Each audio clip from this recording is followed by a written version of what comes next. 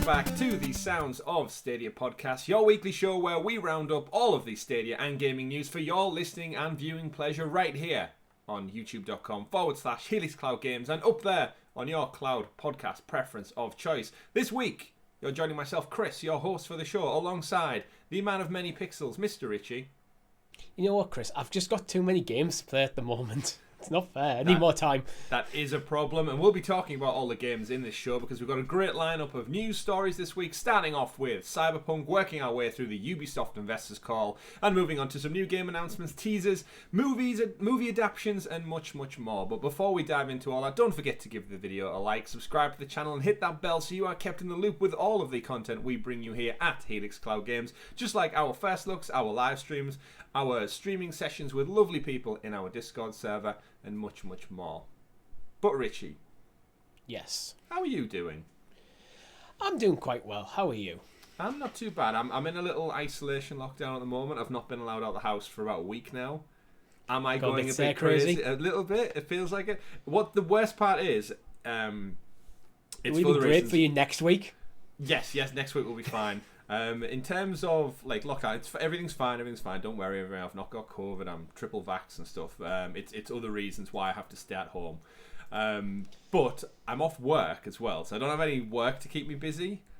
And obviously, I've got games to play, which are great. I've been chipping away at all sorts of games. But we hit this problem this week where I ran out of food because I'd only planned for so many days isolation, and we found out we had to isolate for a little bit longer, which meant we ran out of food. We're still waiting our HelloFresh delivery, and it's kind of like, you know, that moment where you just pop to the shops and get stuff, but because you're not allowed out, you're going to have to do like a online delivery thing. Yeah, my parents are going to help which means out you have anyway, for the most part.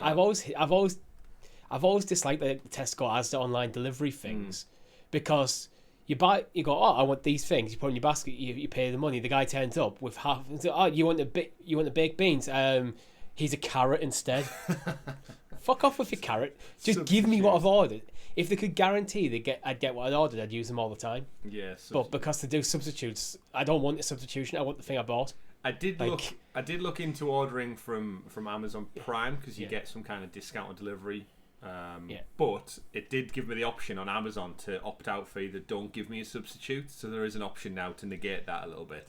But it's just weird how you take all this stuff for granted and that you just presume like I want a beer or a bottle of pop or whatever, and you just don't have it. It's kind of weird. I've always found it kind of weird because like surely you should know what's in your warehouse. Like, I don't see why the substitutions need to even exist. Like, maybe they make more profit off the substitution, so it's more of an inside baseball kind of thing. Yeah, I don't think it's that. I just think it's like people have accepted it as okay practice. Probably, but okay practice. Let's not get around the business decisions aside, we have covered Google Stadia for 126 weeks, so talking about practices and swapping things out and stuff. We've got all the knowledge on that one, and that's what our lovely viewers and listeners out there are here for, of course, not talking about shopping and isolation, but talking about video games. So we've been playing loads of video games, and this past week, Richie, we checked out on our Thursday night live stream. We dove back into Riders Republic, as we have our Ubisoft Plus subscriptions for a little bit longer yet. And we jumped back in, we did some more races, we didn't improve that much on our flight times with the squirrel suits and stuff, but we played with you lovely people out there in the community. It was nice to jump back in again. Riders Republic, I think we've both agreed that it's one of those games you don't commit loads of time to unless you're like hardcore extreme sports, but you can drop in at any given moment and have a fun time.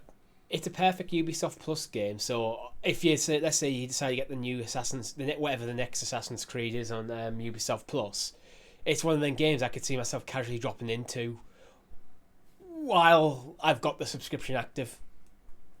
Yeah, it's one of those. They added a few new vehicles. We had the rocket suit last time. We had the kind of the paraglide motor this time round, which again, it's not really true reflection of extreme sports. I couldn't figure out how to fly upwards with it.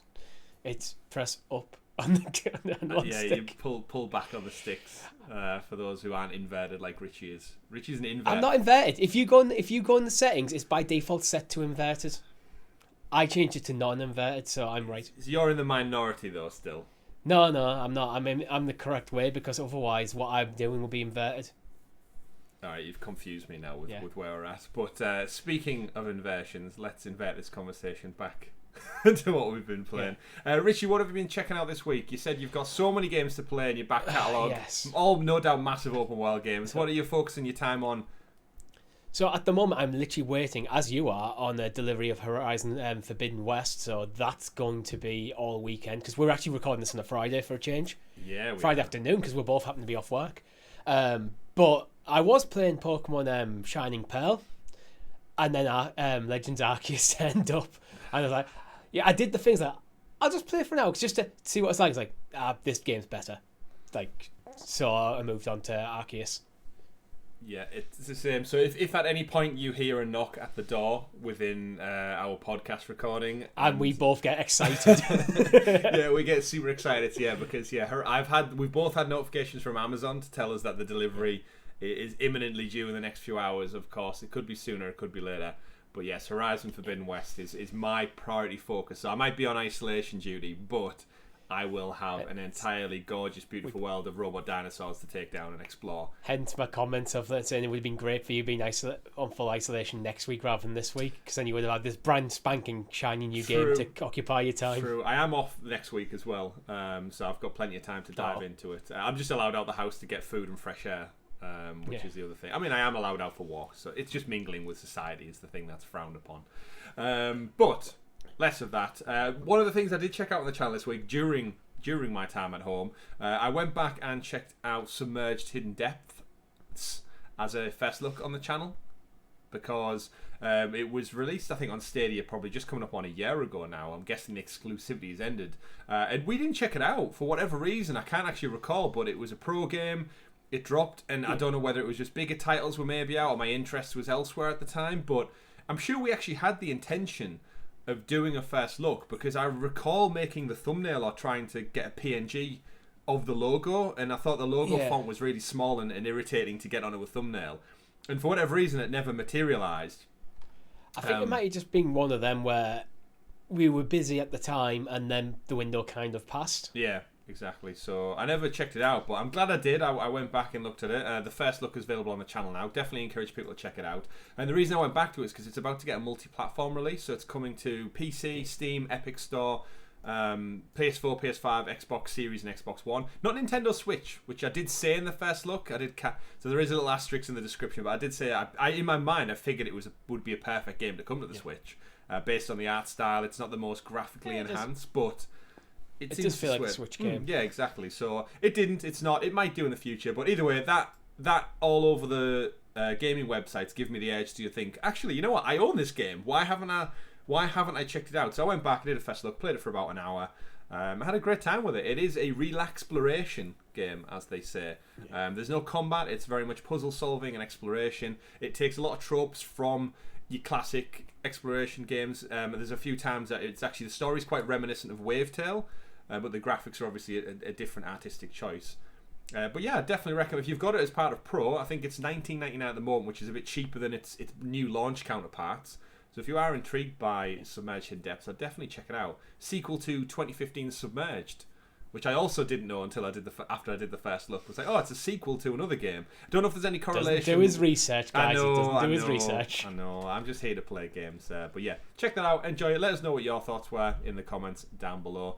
But Richie, we should move this show along. And before we do so, let's thank our lovely members out there. Of course, we have fantastic support from our viewers, our listeners across all platforms, YouTube, podcast services out there in the cloud. And again, every week we try and say it a little bit more, but special shout out to you all. Thank you for watching. Thank you for tuning in. Myself and Richie and Tom do this as a hobby on the side, and it's time we dedicate to talking about games, showcasing them, editing, bringing stuff together, so you have content to consume. And as someone who listens to a lot of gaming podcasts, I know the work and effort that goes into it. So thank you to you out there, and a special extra thank you to our lovely members who support us that extra bit further. For as little as 99p, you not only support us that bit more, you encourage us to make better content. We help reinvest in the channel. You've seen our lovely new introductions over the last few months that we've brought in.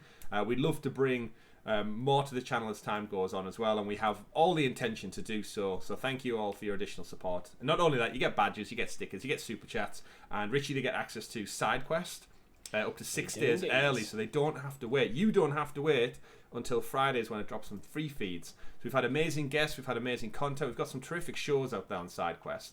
Richie, what will we be focusing and talking about this coming week? So we've took a break from our mini-series on exploring what the big publishers will be bringing to the market this year. But we're going to go back into it with Ubisoft. It's something we've wanted to do, but then we had Grace Yang on as a special guest. Then everyone bought everyone in the industry, and then Stadia Pro hit 50 games. So we've had a couple of more time pressing topics, but we're going to be exploring Ubisoft's game library for 2022. Yeah, there's a lot of news this week after the Ubisoft earnings call, so it felt like a great time to jump back in and assess Ubisoft and Stadia's relationship as we push on with the year ahead. So we're going to go away and talk about all that. If you remember, you get it up to 6 days early. You get it this probably Sunday, if not maybe even earlier, depending if Richie can pull himself away from Horizon Zero Dawn to edit Zero Dawn. I knew I was going to do that. Forbidden West to edit the show. I am actually tempted. Sometimes when we do record early, I just go, I can't. Sometimes we're recording on a Saturday night, I can't be bothered to record to edit tonight. I'll do it tomorrow. I'll get up on the Sunday and edit, which is why sometimes you get it midday on the Sunday. Mm-hmm. I'm not going to promise anything, but I might actually do the edit and the publishing today. So that's Friday the 18th. So then it's out of the way. Well, by the time they hear this, they'll either know you're a liar or you're true to your words. Well. So. Our members will. Our members will. That's right. There's your little hook, line, and sinker for this week. In with the members as well, there is something I'd like to do for members. If you're interested in this, members out there, I'm addressing you, or future to be members. I'm interested to do a behind-the-scenes look of how we usually make the show. Because I know we do it. We've done it for 126 episodes, and I'm figured, we don't ever talk about how we come up with the thumbnails, how we do our doc, how we just basically sit down to record, how we do our audio, because I know a lot of our viewers and listeners themselves are interested in content creation, and one of the things we always recommend is just do it, just start it, and you've got to start somewhere, and you'll improve over time, no doubt, like we have. So let me know in the comments if you'd be interested in a behind-the-scenes thing, what tools we use. That might work as a members-only live stream, so they can ask questions live as we're going through it, going through the tools we use, the programs we use, how we structure out the doc, all that sort of stuff. Yeah, and what we do after we can't stop recording, and what behind the scenes looks like. So let me know. It's something I've thought about for a few weeks now, and I thought let's get the ball rolling with it. But we digress, Richie. We digress. 126 episodes. People are not here for us to talk and ramble on forever because we've only got a short window of time. So, would you do me the honours of introducing us to the super sexy special Stadia story segment, aka the news? Good bit of emphasis on that this week. I'm feeling your energy. It's Friday afternoon, and I must admit, I'm not a big caffeine drinker anymore, but I had a cup of coffee this morning. That explains it. Okay. So I went to McDonald's. I got up, went to McDonald's for breakfast to get my hair cut. So I'm on the caffeine today. Oh wait, you went to McDonald's for breakfast to get your hair cut? No, I was going to get my hair cut, because I just got up and just got ready and went. So I was like, I'll pick up some breakfast en route. Picturing Ronald I McDonald. didn't get my hair cut. It's one way to do it, I suppose. Ronald McDonald. If I pay my barber enough. He does have a fantastic perm, does Ronald McDonald. I can picture him cutting your hair and Grimace mopping up the dead hair on the floor. I wonder if I called my barber and went, hi, will you cut my hair McDonald's and I'll buy you a Big Mac? Would he do it? Oh, I can imagine little bits of hair in your dip and everything. I don't know if McDonald's would let us. No, if we did it outside, they wouldn't. No, they wouldn't. If we did it outside, you leave the premise in the kids' play area. Oh dear. Yeah. Right, folks. Ronald McDonald and hairdressing aside, let's dive into it. Story number 1 of the week. The one and only Cyberpunk 2077 has had a mega patch 1.5, which is introduced and brought along with it plenty of updates, next-gen features, and we're going to break down all that a little bit more. If you are a Cyberpunk 2077 player, of course, Google Stadia famed for having one of the best performances, and I'd certainly agree the cheapest entry into playing this game. I think we did actually tweet out from our official account, it's the cheapest / best place to play. And people will still comment and saying it's not the best though, and I'm like, I'm not saying it's the best, I'm saying it's the bestest and cheapest, which is undoubtedly true, because you don't pay anything, you just buy the game and you can play it at its best. Thing is, if you think about to play Cyberpunk 2077 before this patch, before the PS5 versions and stuff were released, you couldn't play it on PS4 or Xbox One. Xbox One. Mm-hmm. So it was Stadia or PC. There were your choices, and PC was struggling unless you had pretty much mid to high end graphics cards, which are very, very expensive and hard to get. Remember, there's still a shortage all over the globe. Yeah, I mean, even if you already had them, so if you're like, this is the game I want to play, I want to get back into gaming, I need to upgrade my PC for this. It would have been a nightmare and very expensive. So when we say the cheapest and best, it's that price added in, because straight up any game is better on the top end PC hardware. That's just the reality of it. There's better hardware available for PC players than any console or cloud gaming player. Yeah, and you can say that about PS5 and Xbox. There are PCs. Yeah, I am. I'm absolutely including them in that category. Like, if you get the top, like a decent like i7 i9 or AMD equivalent, and like a 3080, and decent amount of RAM, your gaming PC is going to destroy any console. Because consoles are mass market. That you're using top tier hardware. It's like it's not a comparison. It shouldn't be top tier. So I thought that was funny, just because how people get defensive over it. And I'm like, I didn't say the best. I said the best and the cheapest combined, because it is, and arguably it still is to this day, because Stadia got the 1.5 patch. It's live now. Go check it out. Richie, I'm glad we've got you on the show, because you are one of the few people I know who actually completed Cyberpunk. Like, you played the story through to its entirety in like just a few short sittings. I think it was like the Christmas it came out, right? That was your... Yeah, I put it was my Christmas game for, what was it, 2020, I think. Was it is Cyberpunk 2 years old? Yeah, it will be. Like, it'll be 2020. Which is crazy to say. It feels like yesterday. It really, really does. One thing I do need to correct myself on, though, I did say, I think on one of our shows, I can't remember which one, that I don't think 1.5 is going to have the next gen stuff in it, because I felt, the next gen stuff, surely it's a big enough upgrade that they'll do a 2.0 patch. I was wrong, but well, it's actually, we'll get into it, because there are some weird caveats to this as well. So first things first, it launched with next gen graphics, is what it was touted as, and CD Projekt Red put out their big yellow poster that showed you the breakdown columns of what they've brought, what they've added. And it launched with a PS5 patch version and an Xbox Series X version. But weirdly enough, not available to purchase. So if you go on like Amazon and go PS5 Cyberpunk, it doesn't exist as like a physical version. It's digital upgrade and next gen upgrade only.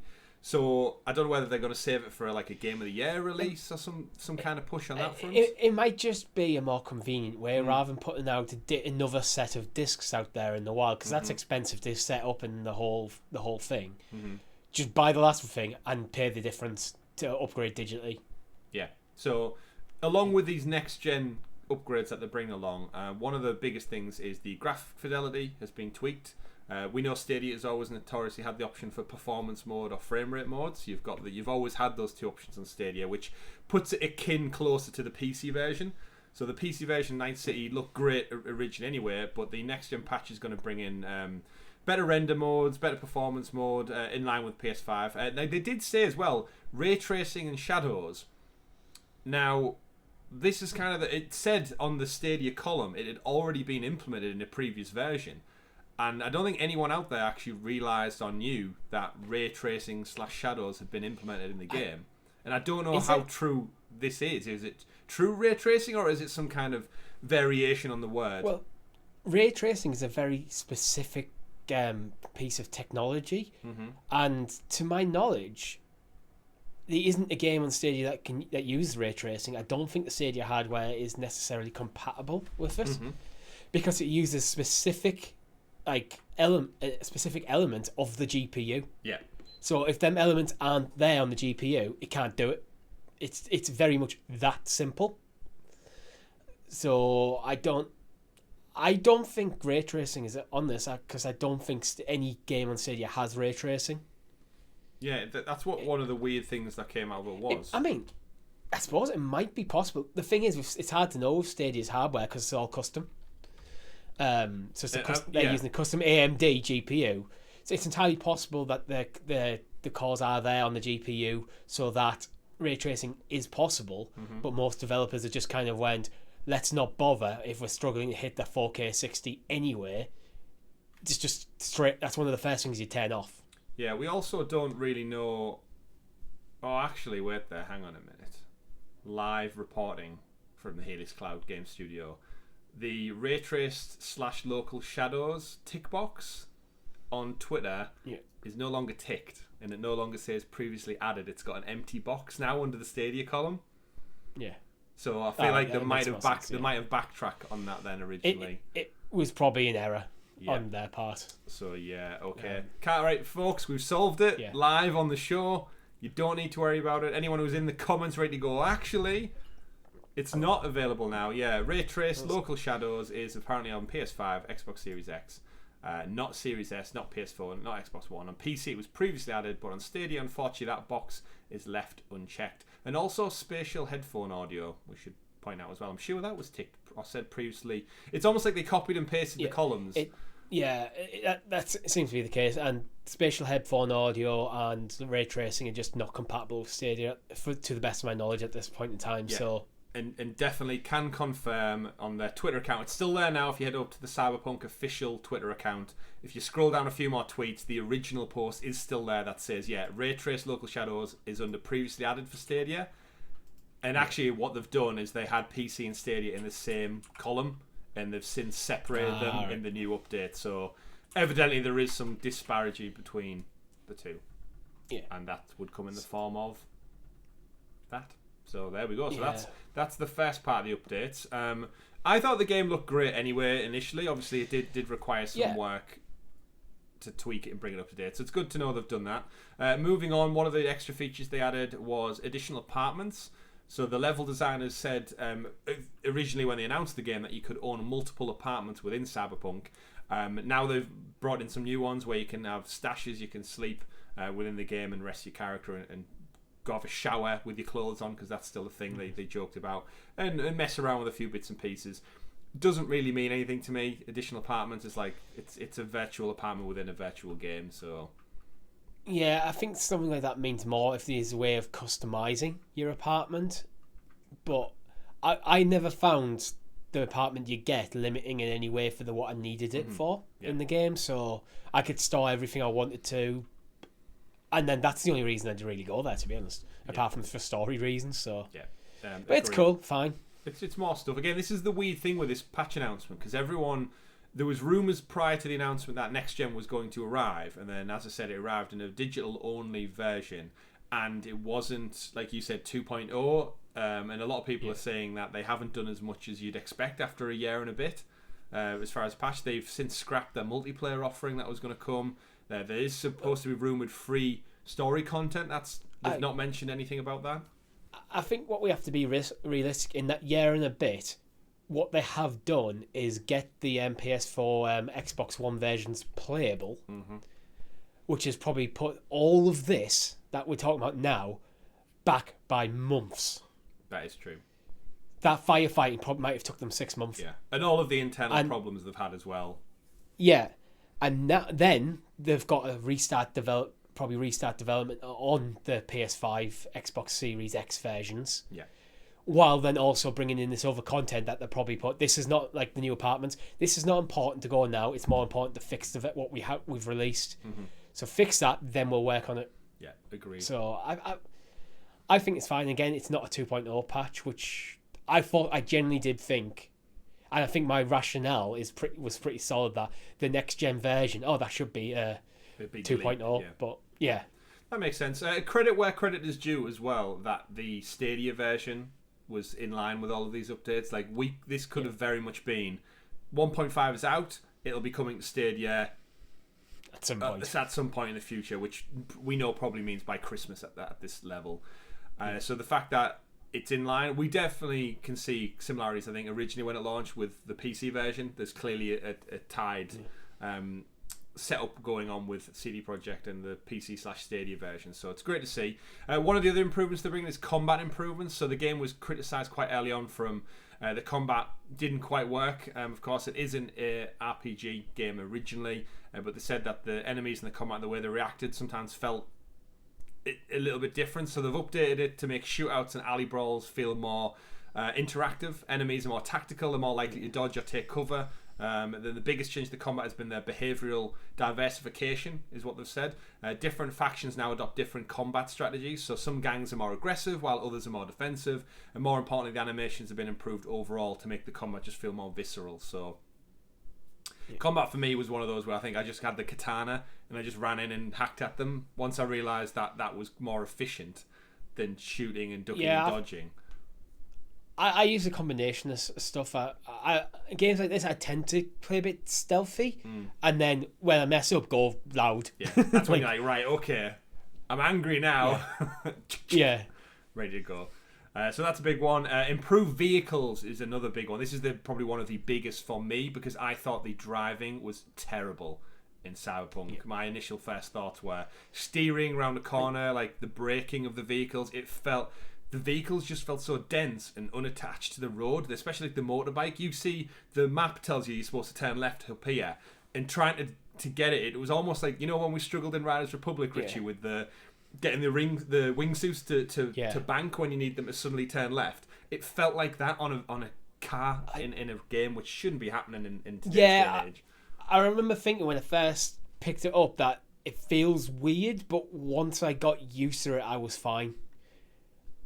But again, if I think the first impressions mean a lot. So if a lot of people's initial impression of it, the driving is a bit horrible, even if it's a case of give it a couple of hours and you'll actually really like it. But yeah, so anyway. Part of the update they have said as well, they introduce vast vehicle increases across all different vehicles as well. So they've gone in and looked at individual designs based on size, shape, and everything as well to make it actually feel like you are driving properly. So they've gone in and rather than just travel around an axis, players can now brake, stand, do donuts. The update provides improved engine, clutch, gearbox simulations to make the ride more realistic. So they've really, really gone in and made it feel more engaging. People were saying there wasn't much in this patch.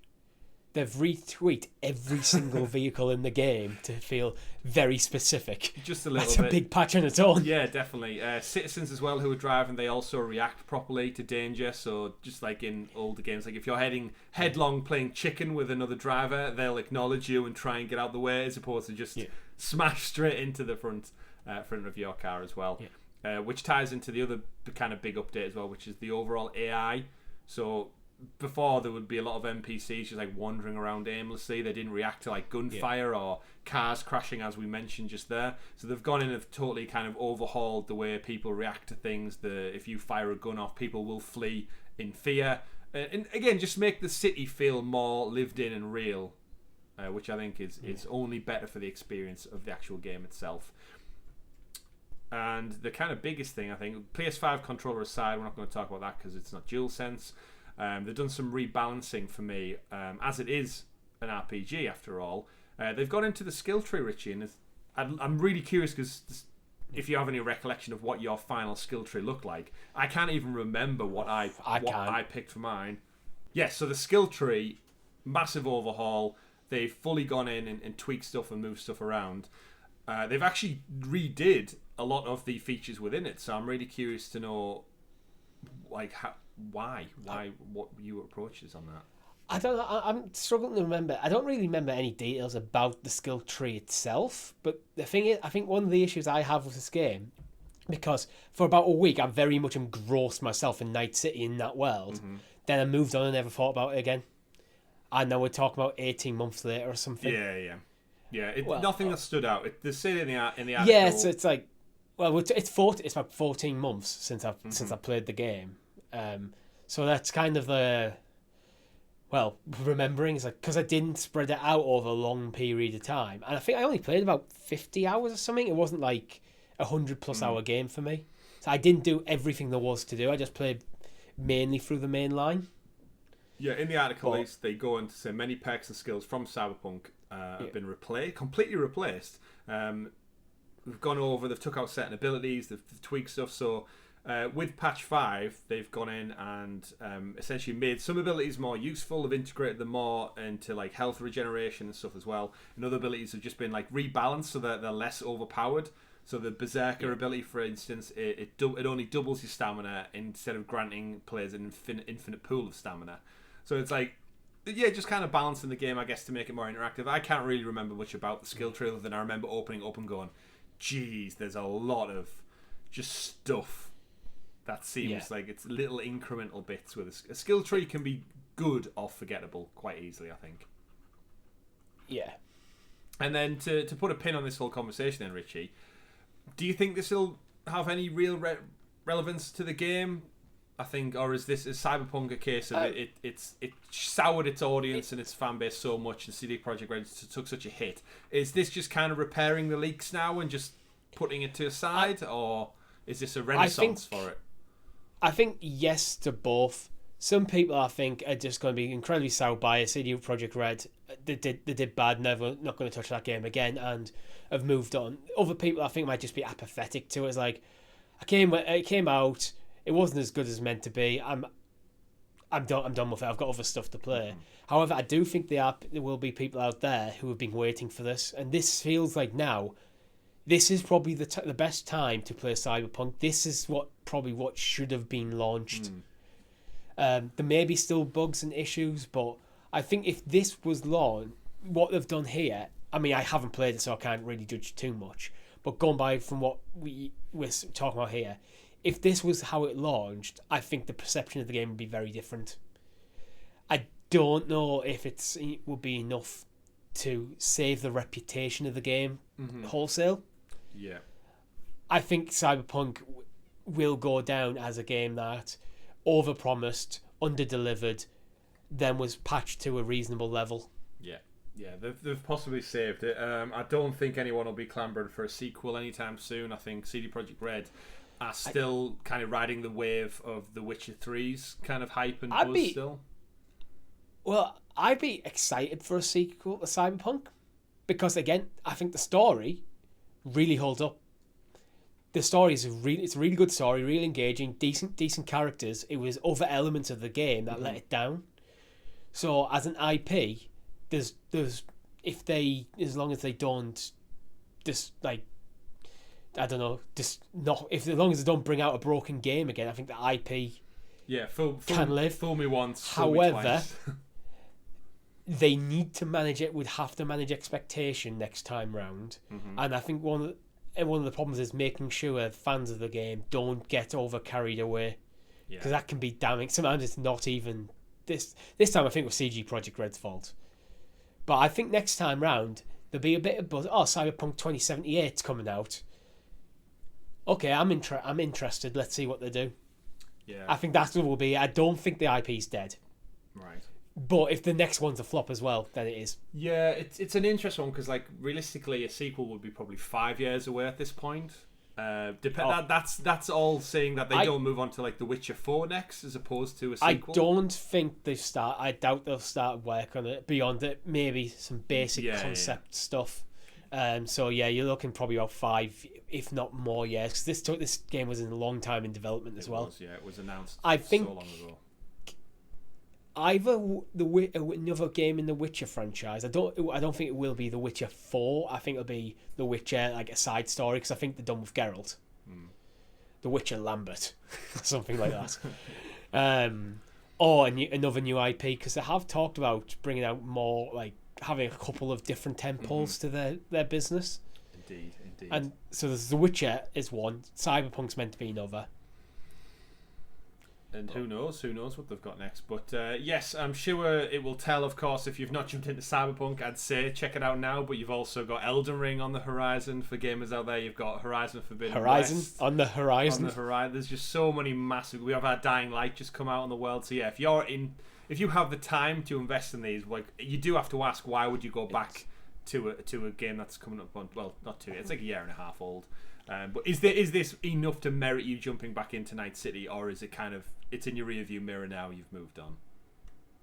For me, it's in my rearview mirror, I've moved on. But it's always a game that I've felt that I might return to one day. Interesting, yeah. Same. But that's if there's time. Yeah, that's the same for me. I would have probably jumped in this weekend and checked it out. However, there's a brand new shiny game coming my way imminently. So if if this patch came a month ago, you probably would have done. Yeah, I probably would have. But again, timing is always key. Speaking of timing, Richie, let's move things on to story number 2 of the week. We've got a ton of Ubisoft news. Ubisoft had one of their earnings calls, which we all know is great for scraping the barrel for news stories in relation to Stadia or gaming and other such things.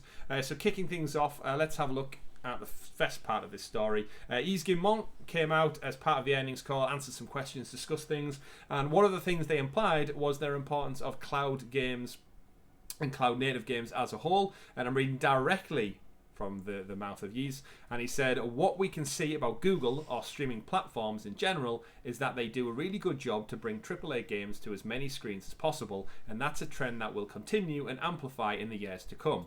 We don't know exactly when it will be 50% of the industry, but what we see is for a number of players, it's the experience is really smooth and they are having a great experience when they play those games. So that was just a snippet from the Q&A that they have, like a little back and forth. And it just showcases that the head boss over at Ubisoft. Someone's at the doorbell. Oh, Richie. Oh, it's here, guys. Should we do a live unboxing? It's been gone. It's been gone. I'm safe. I won't. But yes, there it is. Horizon's here, folks. But before I get to that, I need to finish a podcast apparently. So. Yes, Yves Guillemot, really happy with cloud gaming. He seems, and we've said it time and time again, but Ubisoft definitely seem happy with their relationship with Stadia and Luna, and they're very, very keen to just get everything everywhere. And we've said, and I've said many, many times, that I think Ubisoft are really keen to cut out the middleman as much as possible, and having Ubisoft Plus just be the go-to platform for their catalogue. It brings them the most profit, the most revenue, so why wouldn't they do it? And this just, for me, just goes to show that actually, yeah, they're quite content with cloud gaming, and they, thankfully, from a Stadia fan's perspective, a cloud gaming fan's perspective, they're keen to just continue this support. So it looks like we're going to get Ubisoft games for the foreseeable. Any takes from this? Not really. It's like there was a bit where they mentioned the importance of cloud native games, so this makes me think that Ubisoft are considering things that what can cloud gaming technology do that localized hardware can't, and how can we implement this into their own games? Because we know Ubisoft are looking into having their own cloud-based service for something like Ubisoft Plus. So maybe if that's Google Stream backing it or something else, it's interesting, and it kind of puts into perspective why Ubisoft seem to be the only developer that are strongly supporting Stadia still. Yeah, I think they see the future in it. Yeah, I think we said many times before, but cloud gaming is in such its infancy, and like Ubisoft, they've always been the front runner. They've done it on the past. They've done it with like the PlayStation Vita. They had Assassin's Creed games running on there. They're supporting the Switch. They've teamed with Nintendo to make like exclusive Mario Rabbids games. So they're always out there pushing relationships, I think, in a really, really positive way. And like, there's not a bigger testament to that than their relationship with Stadia and Amazon Luna from right off the bat. And I can't imagine they're making tons of money, but they clearly can see a future in this, and it's good to see them kind of cement that. If I'm putting myself in Yves Guillemot's mind, what he's probably looked at the potential of Amazon Luna and Google Stadia, and went, I can sell these on letting them put Ubisoft Plus on there. Where Microsoft and Sony might be a bit more guarded about it because they want to take that in-store revenue cut. Yeah, indeed. Again, it's the middleman that we've. I can't remember. Is Ubisoft Plus on Microsoft? It's coming. Xbox? So it's not part of Game Pass. Ubisoft Plus is coming. They announced it a few months ago. Not including Game Pass, but then there's always that yet. It's not including Game Pass yet. Just like EA Play has like a light version on Game Pass, and it may be only a matter of time before Xbox want Game Pass to be this all-encompassing go-to subscription that you have everything. But is that beneficial for Ubisoft? Or if they can take a bigger cut by just having Ubisoft Plus standalone? And I think you're right with that. And by nurturing the relationship with Google and Amazon, if these platforms explode, Ubisoft are top tier in with the relationship there. When others will then, I think it's one of them. There's a critical point I think any new platform will get to, where you have to go from trying to find and put effort into bringing games to the platform to the developers coming to you, we want to put it on yours. Yeah. Where when you hit that critical mass of install base, I think the conversation flips. Who's kind of where the power lies? Yeah. Well, at the moment, the power lies with the developers, and Google has to go cap in hand begging, "Can I have a game, please?" Yeah, completely. It's the hard miles you need to put But in to make a business where- successful. Where Sony just need to sit back and wait for Ubisoft to pick up the phone and go, "New Assassin's Creed, yep, done." Yeah, completely. And again, numbers and money talks. And I genuinely think I can see a time when Ubisoft Plus does become part of Game Pass. But then if you fast forward 10 years and they're renegotiating contracts and Ubisoft want more money out of their cut of the Game Pass slice, and Microsoft might have a falling out with them and say, well, actually, we're providing Game Pass, and Ubisoft go, well, we're only getting like 10% out of the Game Pass revenue because it's split between EA Play and first party studios and third party deals and all this other stuff, spending 78 billion on Activision. Ubisoft, if they have their other own platforms to lean back on, like a cloud ran Ubisoft Plus, where they get 100% almost of the profits, that's much more beneficial to them. So again, it's very, very early doors, but as a business you need to keep your hand in a lot of pies, so you've got options. You need a diverse portfolio of choices. You can't just bank on one horse in the business world. See, what I would love Ubisoft to do is find a way of getting Ubisoft Plus on PlayStation 5, because for me for me personally that would be ideal, because then if I'm at home I can play my PlayStation 5 and get the absolute best console experience of a Ubisoft game. But then I can also go to work and just maybe play a bit using a keychain on my phone through Stadia with Ubisoft Connect. Yeah. And having that so I can play any Ubisoft game on whatever platform I choose to play would be ideal. Yeah, that's it. But they just need to get it on PlayStation. Convenience, accessibility, Yeah. that's the future of gaming, so only a matter of time. Another caveat that came out of the revenue breakdown was Assassin's Creed Valhalla continues to do absolute gangbuster numbers for Ubisoft. No surprise there. Assassin's Creed Valhalla has now earned more than $1 billion of revenue, making it the first game in the Ubisoft flagship franchise to do so. The Viking era epic passed the milestone back in December, and he updated us as part of the earnings call. Of course, Assassin's Creed Valhalla is by no means done. It's already surpassed Odyssey. However, it's going to have the biggest and best supported post-launch content. We've seen it with the free content, the seasonal pass stuff. We're getting Dawn of Ragnarok, which is its own 40-hour expansion in itself. We had the Ireland and Paris DLCs, which were part of the initial season pass. And it just seems like Ubisoft have this pivot where they intend to support games much, much longer. And Richie, if the game's raking in over $1 billion in revenue, why would you want to leave it on the floor?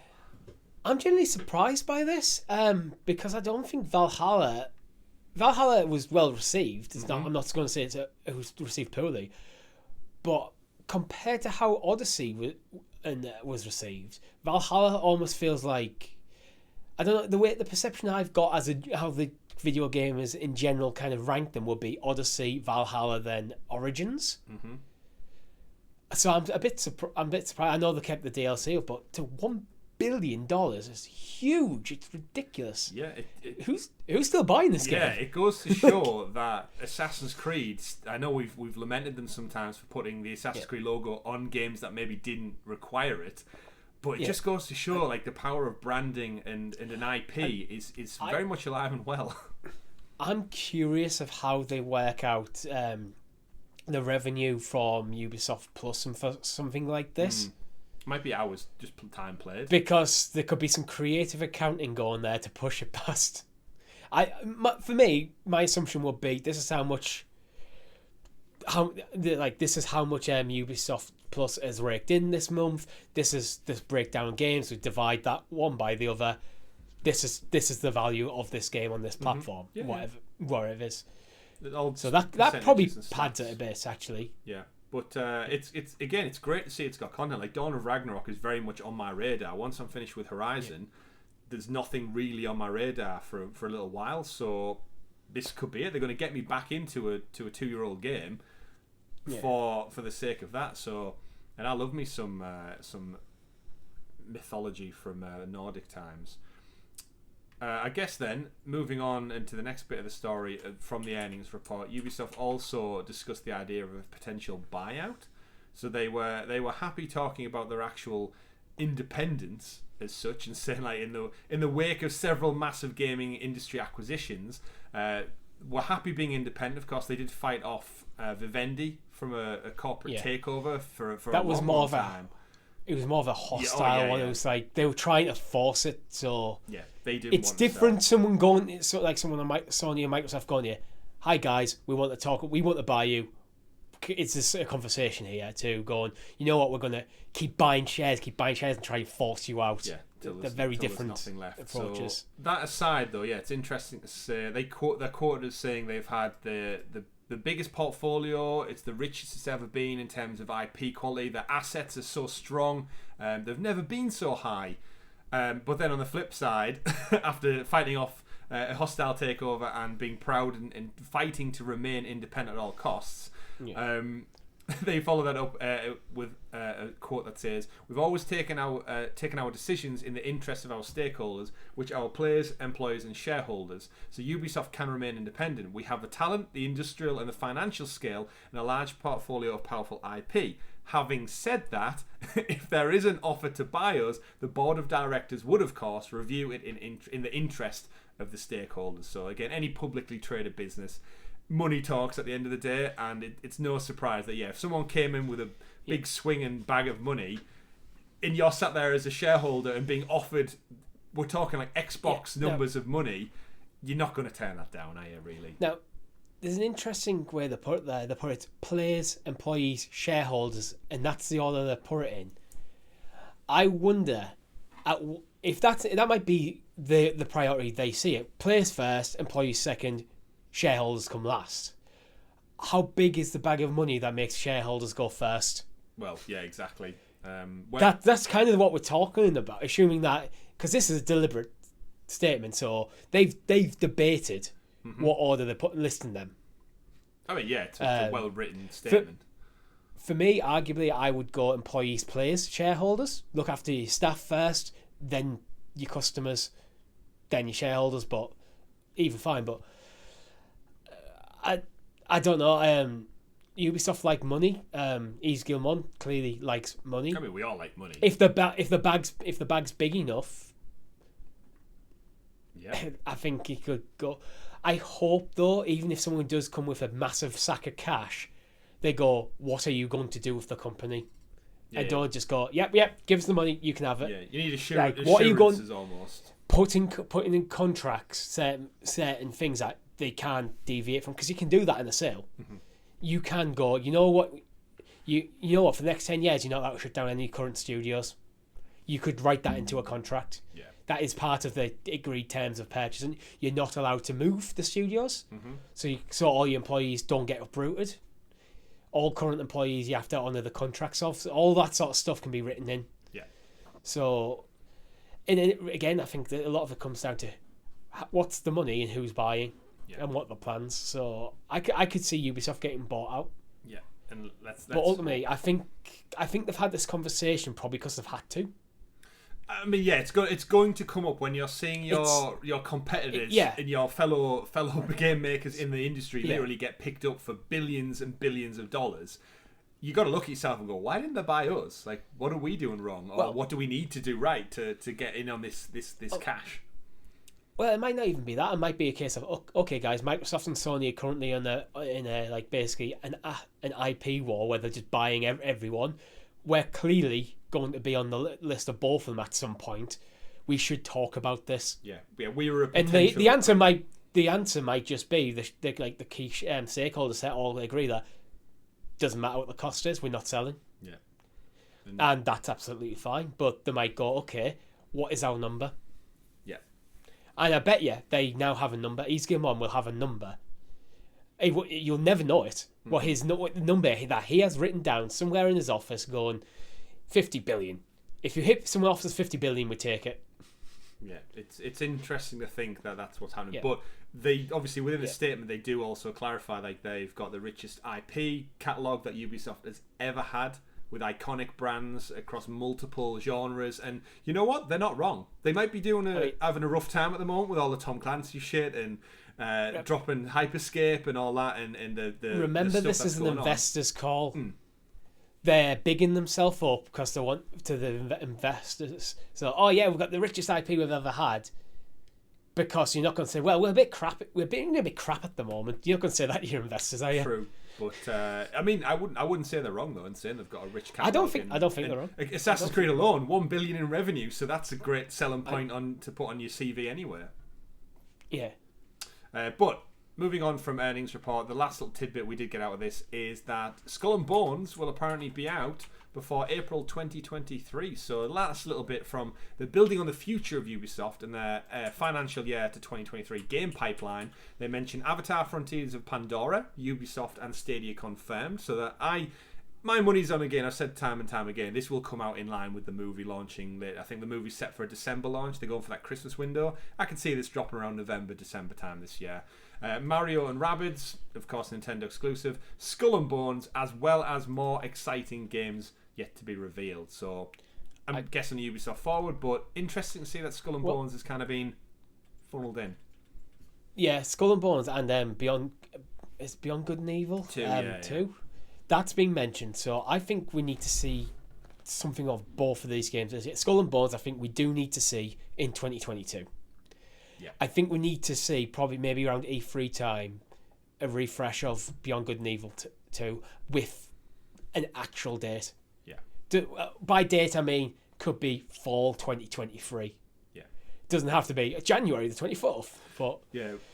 It's interesting, the whole... If that game is coming out, which there's been starting to drop more info about it recently, then they need to start going public with it and go, right, yes, guys, this game is coming and this is when. But Skull and Bones needs to be this year for me. Agreed. There also needs to be, in a weird way, a push for the industry of what's coming next, because obviously COVID and lockdown and working from home, it's had a bit of a stalled knock-on effect of the video games industry. Everything that was in development as the start of COVID, they managed to push them out the door and get them finished. But then new projects have started up, and we haven't really heard much. And I think we said time and time again, Stadia's roadmap, we don't have a clue. Looking at PlayStation as well, now Horizon's out. We've got God of War, but that's also last gen, next gen. We don't know what else is coming out for the PS5 beyond this year. Nintendo, we know Breath of the Wild 2 is in development. We don't know anything about a new Mario title. But we obviously got Arceus, so we don't know what the next Pokemon thing is. Look at Xbox, they got Halo out the door, they got a Forza out the door. We don't really know what... It feels like the whole industry has finally hit that point where everything we know about is now out or imminently out, and everything in 2023 is kind of just... So I think it's going to be a loud year for announcements. I think what we might have seen is, because of the COVID pandemic over the last 2 years, is how games get announced is changing. I don't think you're going to get announcements multiple years ahead of time too much anymore. Mm-hmm. Because basically we've had the 2020 so far it's been the decade of delays. Mm-hmm. So if they can't really, if developers are struggling to pin down an actual launch window and hit it, why are they going to tell us about the launch window? Because if they don't tell us about it, then they don't have to delay the game. Yeah. So I genuinely think what you're going to start seeing now is games announced when they're later in the development cycle rather than earlier. Just so they have a strong... Because the further you're in the development cycle, the stronger your target dates can become. So I just think it's going to be one of them things. You're probably not going to hear... I think we'll hear about games coming out in 2023 from PlayStation this year, but I don't think we'll hear about 2024 games. That's why I think we are as an industry. Same with Ubisoft. Yeah, I think everything is quite interesting, and the way it's all kind of it's had a slowdown, and then we know video games are all about hype and the future and stuff, and we've alluded to it a few times, but even Google Stadia at some point are going to have to come out and tell us about the future plans, because they're going to have to do it, whether that's a GDC or a Google earnings call, because I'm pretty sure Google do that on a yearly basis as well. They have the I/O events. It's like, how long do you go quietly where just nothing's happening and you need to actively talk? So I'm sure it'll come soon. Skull and Bones, you know what? I hope Skull and Bones is absolutely amazing. I hope it comes out, and I hope they do almost like a relaunch where they say, we've took on feedback. We know the gameplay's fun. We know there's a clamber for story. We're giving you a single player pirate campaign. We've added in these features. There's no doubt there's going to be special Assassin's Creed Black Flag references sprinkled throughout. And they might even rename the whole thing, like just call it, like you said, Pirates Creed or Black Flag. If Assassin's Creed IP is bringing in 1 billion revenue, they would be smart to rebrand this as Black Flag or Pirates Creed, like you said. Pirates Creed, Skull and Bones. Yeah, like that, and just pivot off. And you know what? I feel like just even rebranding it as Pirates Creed would give the game so much more oomph and like rejuvenation than it would get by just launching a Skull and Bones. Games as a service Ubisoft title, because let's face it, with XDefiant on the horizon and Heartlands and the dropping of Hyperscape, they're floundering a little bit, Ubisoft, with how to get this live as a service off the ground. And the thing is, because of pushing games as a service and things like NFTs, people looking at Ubisoft and going, we're not really like what you're doing there. I think Skull and Bones is going to be absolutely fine as a game. I'm not expecting more than that, though. I think it's just going to be fine. Yeah, that is like the Ubisoft standard, though, isn't it? Like the games are like that's the thing. Good, but there's nothing that blows your mind off. They're not really in many Game of the Year conversations, and that's probably because they have just become quite formulaic and similar. And the thing is, it's working for them. I mean, financially, it certainly is. But the problem is, I think it stifles things creatively. So it's like, we'll see. Yeah. But moving on, let's go Peloton. Let's move on to the next story of the week, which is Peloton's video game feature, Lane Break, is finally here. Now, we bring this up because, of course, the Business Insider report from 2 weeks back now broke down that Google Stadia was in conversations with Peloton to bring across a video game using streaming, and that was revealed to be the Lane Break video game. It was in beta for the majority of the back end of last year. It's now out there, and the reviews and news articles are starting to surface, focusing on Lane Break and how it plays, how it is. There's a couple of reviews up on YouTube where you can actually see people testing it out, and it's very much, it's actually, Richie, it's a bit like Thumper in like Beat Saber, but with an exercise bike. You cycle through, you break through walls, you hit the beats. In line with like how fast you're cycling, how slow. Just again, no different than being in a cycle class, and your instructor's saying, "Give me 5 minute bursts of fast pace, and then slow down and speed up, and you're going uphill." That kind of thing. think this is a sort of game. When I go to the gym and I'm sitting on a bike, I do not use any interactive features at all. I find things like the classes just cringeworthy, to be honest. It's like I just want to drift off and do it with my own thing. Something like this, I could fuck with, to be honest. Like this, I think would be fun for me. Yeah, I mean it's gamified, right? And it's gamified. It's challenging. It's like it would suit me well. Mm-hmm.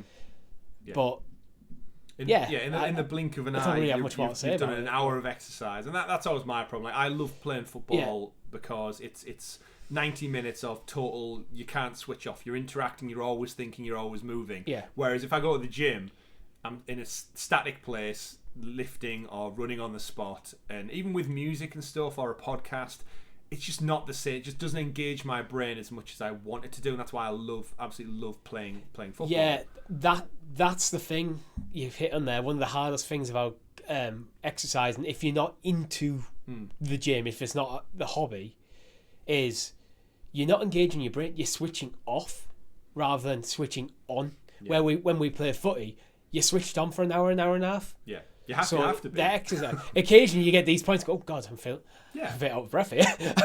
I should drop the intensity a little bit, catch my breath before I go again.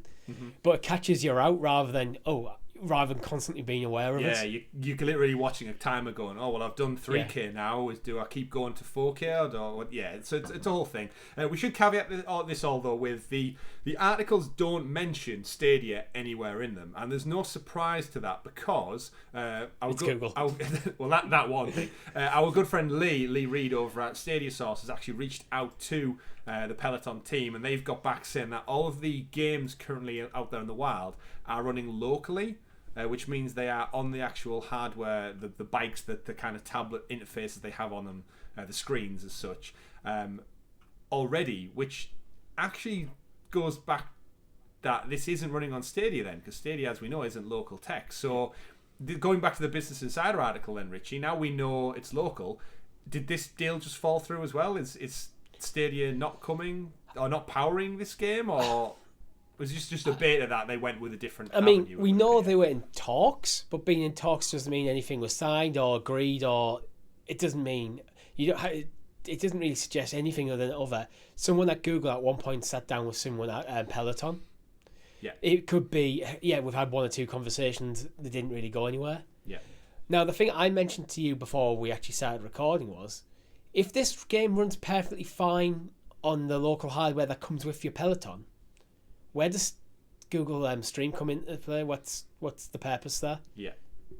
Without knowing too much about the tech, I'm guessing they might have cheaper versions that don't come with memory or like hardware inside. So I haven't looked into Peloton's tech or their offerings or anything like that. So let us know in the comments if there's like maybe lower tier Pelotons that don't have like where the tablet doesn't have the processing power to run a game like this. But they did say in response as well that they're always looking at expanding the tech and the relationships. But again, I think it's probably safe to say at this point we can put this one behind us, and that clearly the relationship hasn't evolved much. Not that it's that big, quite frankly. Like if someone who's a gamer, like it's great. Like I'd definitely give it a go, but this isn't why I'm invested in Stadia. I want them to. I mean, I don't think I'd buy a Peloton because I think they're overpriced. I mean, yeah, I have a Samsung tablet. I could just stick that.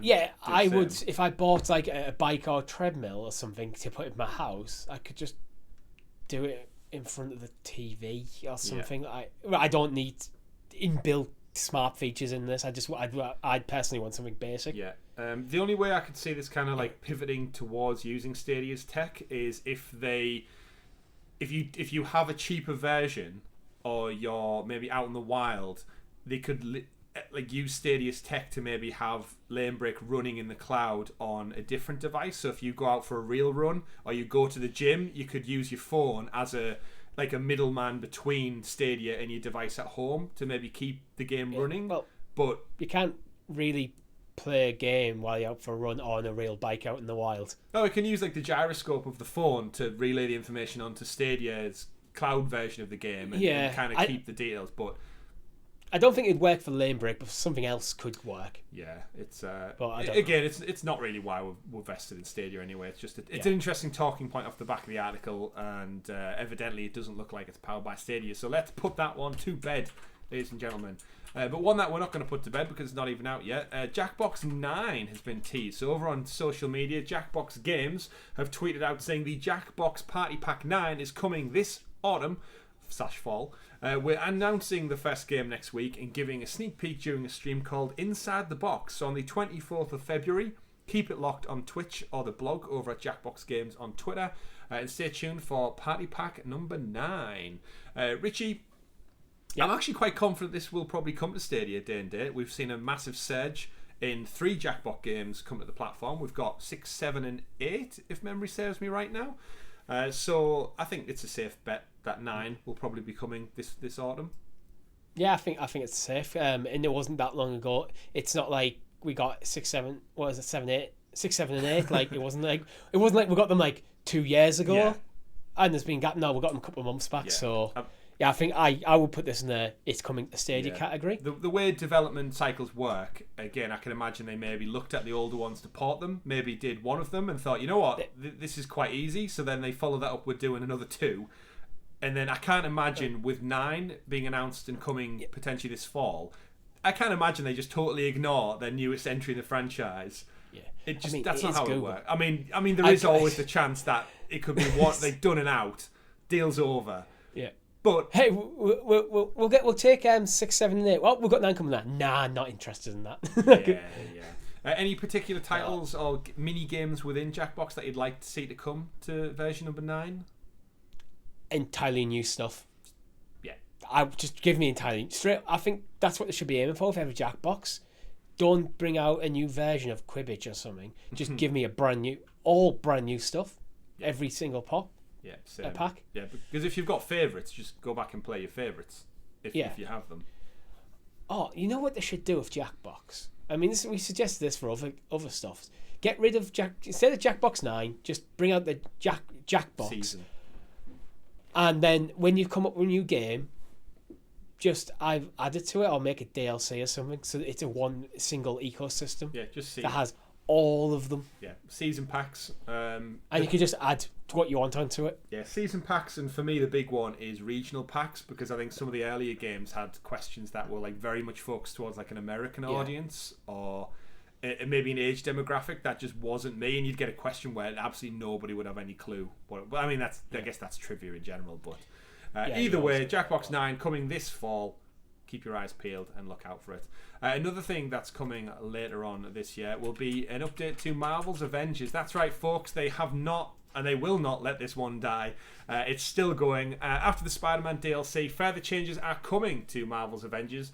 Square Enix isn't, though, however, ready to reveal a full roadmap just yet. In a new development update, the team has listed some new features heading to the game and admits that systems were built at launch haven't grown and aren't sufficiently delivering the most fun superhero team experience you'd expect. They finally addressed the major problem of the game. Maybe. Might not have addressed it just yet. Patch 2.3 is set for release in March and is going to bring a number of changes in advance of a full roadmap of content. Firstly, there's a rework to the war table and the mission select system because, Richie, Nick Fury is returning to take over and lead S.H.I.E.L.D. alongside Maria Hill. The change will also create larger and more concentrated matchmaking pools for higher level players and will further balance gear perks, earnable, and a bunch of new activities. So, again, new characters coming back. Interesting that they seem to be committing to the year ahead. And I don't know whether this is Square Enix's choice or it's their deal with Marvel that is pretty much, if you want to keep making our games and content, you need to support this for the foreseeable. And I have a feeling it might be, there's obviously the long-rumoured She-Hulk is coming, and there's Disney Plus shows. So again, we've got Moon Knight coming. We don't know what's in the bank for later this year. There's so many cogs in the works over at Disney. I wouldn't be surprised if their contract with Square Enix says you need to hit these content markers for the shows to tie in with, which in turn means Square Enix cannot just rest on the laurels with this game. They need to keep chipping away. And I think they wanted to succeed, but you've got to imagine they've had discussions of like, can we just put this in the bin and be done with it and move on to and just live off the Guardians of the Galaxy success? Well, for me, the critical line in this entire article is the team lists some new features heading to the game and admits that the system built at launch haven't grown and aren't sufficiently delivering the most fun for superhero team experience. That, alongside the fact that they're not ready to announce a roadmap, I'm hoping, because I think there's a potentially good game in there, that they do address the fact that the game goes fairly bland outside of once you play the main campaign and the individual character story content. The game drops downhill very quickly, and then it's just a case of a grind for the sake of a grind. Yeah. If they address that, then this game might actually be resurrected. But I do think this is probably last chance. Yeah, it's interesting. I could see it going free to play, but again, it's a weird one with Marvel because it's such huge IP. They've got the Multiverse of Madness coming out this year. They've got another Thor, I think, is at the end of this year. So they've got now they're bringing the movie MCU skins and cosmetics into it, and we know they've made money off the cosmetics. And in the article, they actually say like, we love our adventures together. We're excited to share new adventures, new planned ways to fight, new heroes, new challenges as we continue to expand Marvel's Avengers. So it seems like they're very much committed, but again, proof's in the pudding. Again, the problem with this game has never been the IP, because the story content has always been good. Mm-hmm.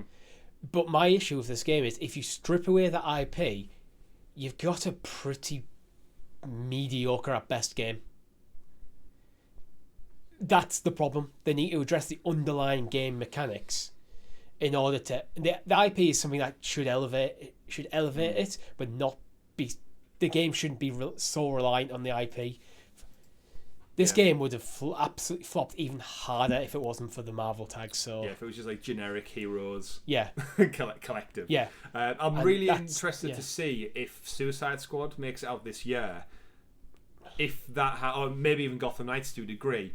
If that has a bearing on how Avengers is, like, do they want to see this out because they could either learn from each other, or is they going to see how that lands, and maybe take some ideas from it, because from what I've seen, like Suicide Squad looks like it's pretty much the same game.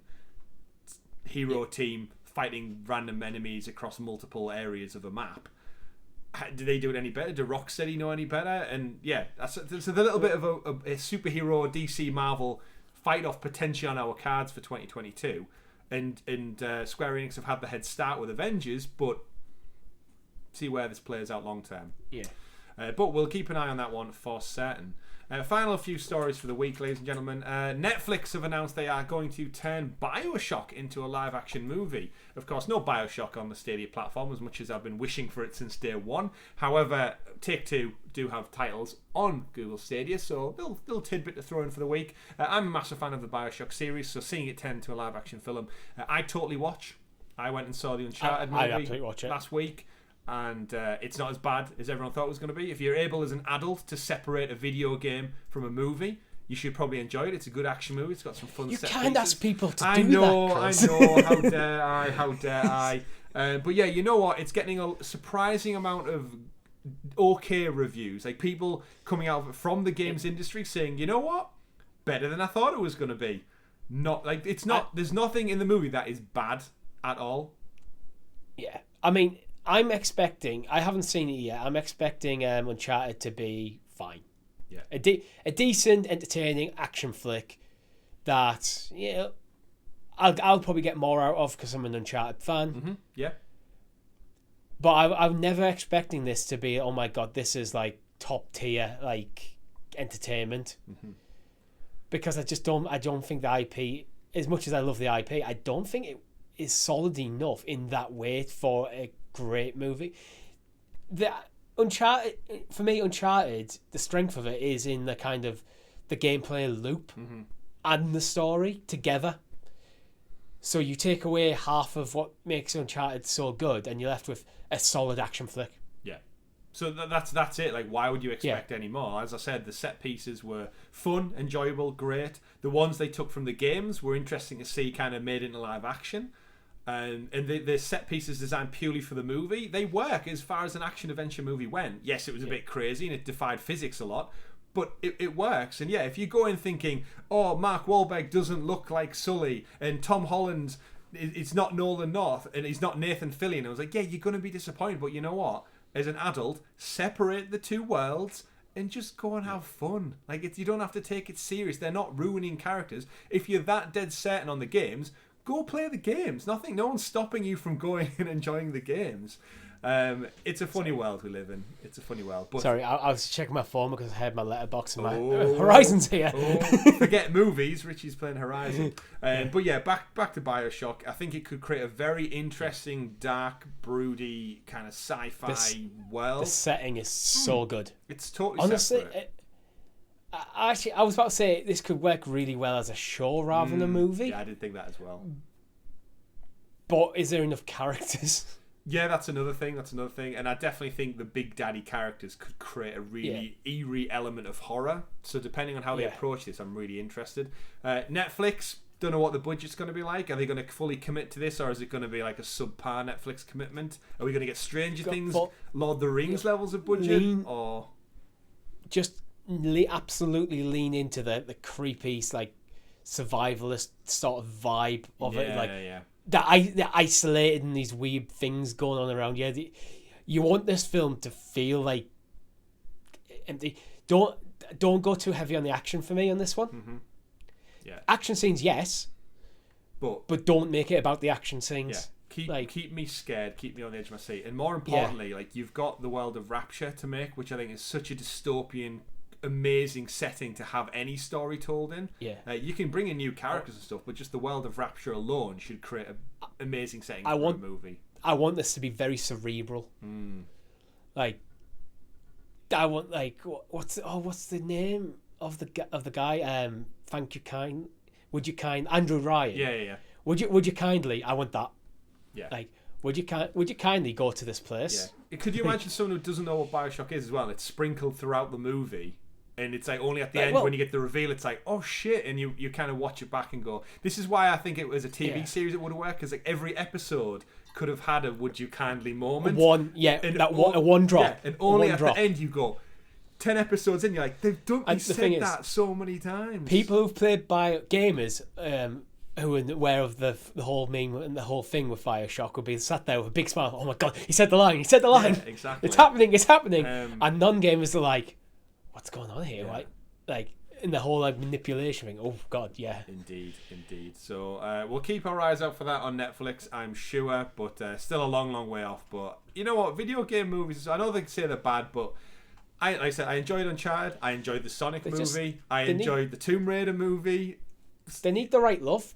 It needs to be the right IP with the right people behind it. Mm-hmm.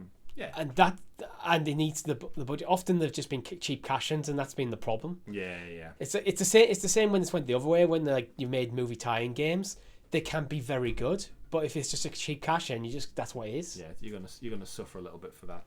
So, all that aside, then final stories of the week. Stadia did put out a dev blog post this week.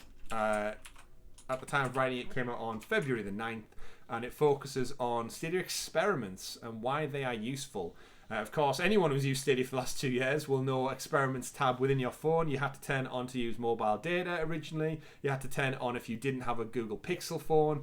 They essentially just solidified what we already knew, which is they talk about scaling to different Android devices and different phone supports for various screen sizes and such. They spoke about using mobile data with confidence. I've said time and time again that the way the 5G expansion is rolling out over the last 2+ years, and its own internet infrastructure and Wi-Fi public access is only going to get bigger and better over time as technology evolves and it expands.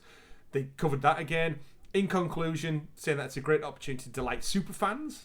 I don't know if we class as superfans, Richie, but they are setting expectations appropriately for future features in the kind of year ahead. You and me read this article after we did our Thursday night live stream. Yeah. I think we're both under the consensus of it's like a year and a half too late for a dev blog post. You're telling us stuff that we've had and knew about for nearly 2 years now. Doesn't really mean any difference. However, I'd imagine developers on Stadia are aware of it as well. Yeah, it seems odd that you would tout these points so far detached from when they went live. That's my kind of takeaway. Is like, who's this blog for? Well, yeah, exactly. Like I said, we read it, and I saw it was after we did our live stream. They tweeted out about it, and I thought, oh, we've got a Stadia tweet about early access. What does this mean? And I looked into it, and it was basically telling me, a year and a half ago when you turned on 5G data, or 2 years ago when you turned on Experiments so your Samsung phone would run it instead of a Pixel. That's it. I was like, okay, great. I've knew that for so long now. I'd actually forgot it was even a experimental feature. However, here we are talking about it February 2022. So my biggest takeaway from this is this comes in line with the other blog posts. I hope and I think Stadia might be gearing up for a big presence at GDC. I'm cautiously optimistic. It feels like they are. We've had a few drip feed things recently that feels like developer-y stuff aimed at developers rather than consumers. It's a development blog post. So yeah, it feels like we've had more dev blog posts than we have this week on Stadia posts. But we've been burnt by Stadia doing stuff like this in the past. It's just could be us seeing a pattern where it's just coincidence. Yeah, true. But we'll have to wait. Cautiously optimistic. Yeah, GDC isn't too far away either. We're in end of February now, and it takes place a month from today. So time will tell. I feel like I say time will tell a lot on this platform, but I digress. Saying. Yeah, definitely. Final story of the week: Dead by Daylight teased this week. The new character come. We've knew about it for a little bit of time. The killer from Ringu will block up your wells and creep out with a creepy, scary hair. Of course, from I believe it's the Ring movie, right? That it was translated to. Yes. Japanese horror. Cult Japanese horror moved over. Sadako is the new killer, known in-game as the Onryo, who horror fans will recognise crawling out of wells and TVs.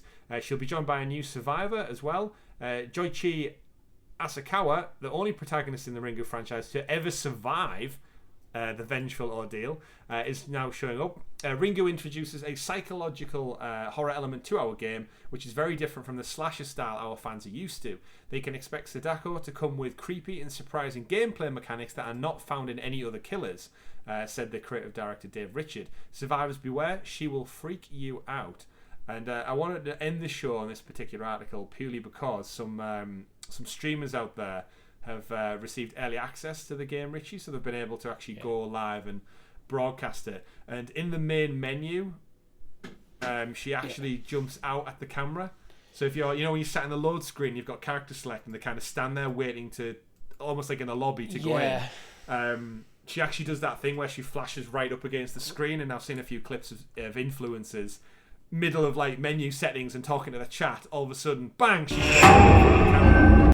scaring the shit out of people with headphones on. So some of the reactions I've seen, fine. You see someone, bloody hell, what the? Yeah. Wasn't expecting that. Some people just need to calm the hell down because there's people taking headphones and running out the room. It's like, come on, that's not a genuine reaction. Like you're not running out of the room for that. Like I go, bloody hell, it's a jump scare. You bloody hell. Is that not? It would get me, but I'm not going to be sprinting down the street. Yeah, you go, oh shit, but you wouldn't. Yeah, you would. Again, is this just because we're so British and we keep our emotions deeply bottled inside? I've seen people flip out at the Nintendo press conference last week about like the Mario Kart tracks. Holy fucking shit! It's like it's DLC for an 8-year-old game. Like, come on. I'm passionate about games, but it's like, oh my, yeah, it's cool. That's awesome. Yeah. Well done. Bringing more tracks and pretty much giving Mario Kart the Smash Ultimate treatment. It's like, yeah, go bring more stuff. That's good. You do have to laugh sometimes. Like you said, you can be passionate about something, and I love it. But there is a case of like, what point do you see something and it makes you stand up and take headphones off and go, oh my god, they did it! It's like, what, a developer who makes games developed something for their game. Yeah, go figure. And on that note, ladies and gentlemen, we round up. Holy fucking shit! For episode 100. This is why we're not reaction streamers. Exactly. Yeah, if you come here for crazy off-the-cuff emotions on the edge of our sleeves, that's not what you get, because we're both British, we'll both keep our emotions bottled up, and we'll talk very sarcastically with a dry sense of humour about all that goes on. But will we now? Yes, we will. Thank you, everybody, for tuning in for episode 126 of the Sounds of Stadia podcast, brought to you by myself, Richie, and Tom for Helix Cloud Games. That's been another great show. Thank you to everyone who's watched in, tuned in. Don't forget, if you haven't done so already, click like, give us a subscribe, and click that bell so you're kept in the loop with all of the content we bring you here at Helix Cloud Games, like our live streams, like our Let's Plays, like our first looks of Submerged Hidden Depths. Go check it out, available now. And our members, of course, special shout out to you. If you want to be a member, if you want to support us, the content, and our non-reaction streams, do click join below on the YouTube video. From as little as 99p, you get access to SideQuest stickers, badges, up to 6 days early. Richie, remind the people just before we go what we'll be discussing in this week's episode of SideQuest. We will be discussing Ubisoft's game library for 2022. Yes, we will. It's going to be a good one. We're going to go record it now. Possibly going to go stick Horizon in to install it, because that's what I've got to do with the PS5. I've got to actually wait for it to download and install and update. That's a good idea, actually. We can do that between shows. Yeah, see? Always thinking. Thank you once again, folks. My name's been Chris. And I've been Richie. And remember, everyone, play whatever makes you the happiest. We'll see you on the next one. Have a great week. Bye. Bye.